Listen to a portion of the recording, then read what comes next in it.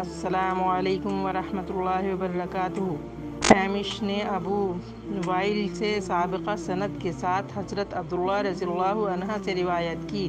انہوں نے کہا، ایک آدمی نے پوچھا، اے اللہ کے رسول، اللہ کے ہاں سب سے بڑا گناہ کون سا ہے؟ آپ نے فرمایا، یہ کہ تم اللہ کے ساتھ کوئی شریک بنا کر پکارو، حالانکہ اسے اللہ نے تمہیں پیدا کیا ہے۔ اس نے پوچھا، پھر کون سا؟ فرمایا، یہ کہ تم اپنے بچے کو اس ڈر سے قتل کر دو کہ وہ تمہارے ساتھ کھائے گا۔ اس نے پوچھا، پھر کون سا؟ آپ نے فرمایا، یہ کہ تم اپنی پڑوسی کی بیوی سے زنا کرو۔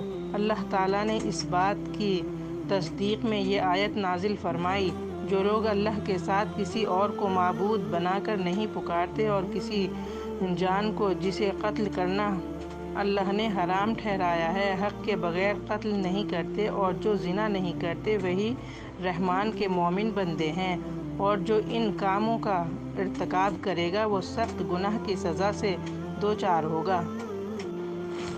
اے اللہ، تو ہمیں حلال روزی کھانے کی توفیق عطا فرما اور حرام روزی سے بچا۔ آمین یا رب العالمین۔